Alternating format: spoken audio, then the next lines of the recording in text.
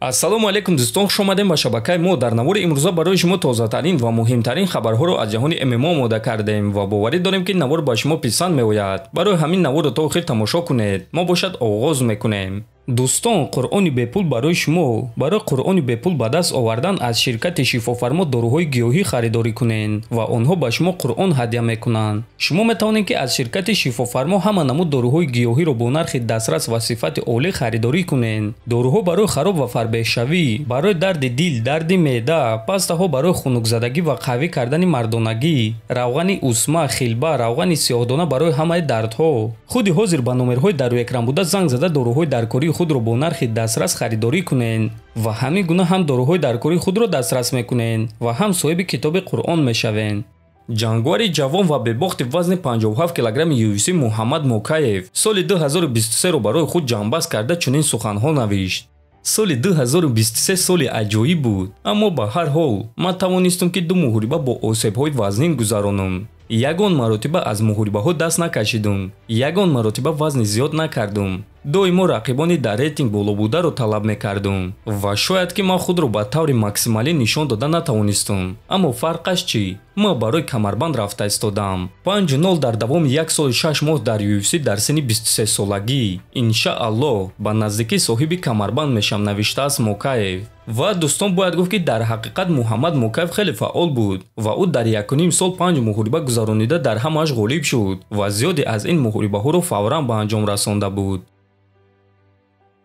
топови ҷангвари вазни ним сабуки UFC Арнолд Аллен гуфт ки барои чӣ муҳориба зидди Мавсар Евлоевро қабул кард.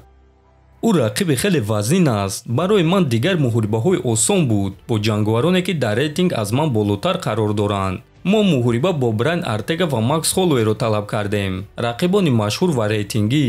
аммо Брайан дар марҳилаи худбарқароркунӣ буд ва UFC муҳорибаи ӯро зидди Яир Родригес ташкил кардан хостанд. Мавсар дар рейтинг аз ман поёнтар аст, аммо ин чиз ягон маъно надорад, чунки ӯ рақиби хеле ҷиддӣ аст. муҳориба бо Мавсар барои ман санҷиши вазнин хоҳад шуд. шикаст додани ҷангвари бебохт аз шикаст додани ҷангвари топ 3 ки мағлубият дорад зуртар аст, гуфтааст Аллен.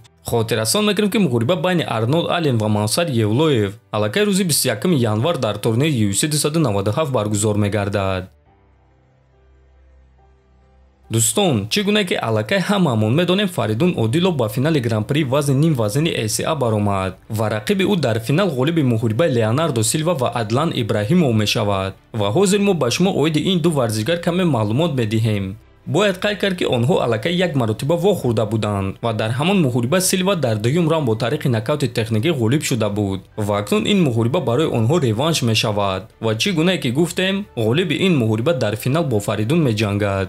Леонардо Силва де Оливейра, варзигари бразилии 31 сола бо рекорди 21-6 ғалабаҳо, 11 ғалаба бо тариқи нокаут ва нокаути техникӣ, 4 ғалаба бо тариқи сабмишн ва 6 ғалабаи дигар бо қарори доваро. бохтҳо: 2 бох бо тариқи нокаут ва нокаути техникӣ, 1 бох бо тариқи сабмишн ва 3 бохти дигар бо қарори доваро. Адлан Ибраҳимов, ҷангвари 34 сола аз Русия бо рекорди 7-2 ғалабаҳо, 2 ғалаба бо тариқи нокаут ва нокаути техникӣ, 2 ғалаба бо тариқи сабмишн ва 3 ғалабаи дигар бо қарори доваро. бохтҳо: 1 бох бо тариқи нокаути техникӣ ва 1 бохти дигар бо қарори доваро. ва дӯстон, чӣ гуна ки фаҳмидем, ғолиби ана ҳамин муҳориба бо Фаридун Одилов дар финал вомехӯрад ва шахсан ман фикр мекунам ки Леонардо Силва боз Адланро шикаст медиҳад ва дар финал бо Фаридун меҷангад. шумо чӣ дӯстон, кадоме аз онҳоро рақиби Фаридун Одилов дидан мехостен? метавонем фикротонро нависен. ҳатман дар канали мо обуна шавен. то боздид, хонободу сарбаланд бошен.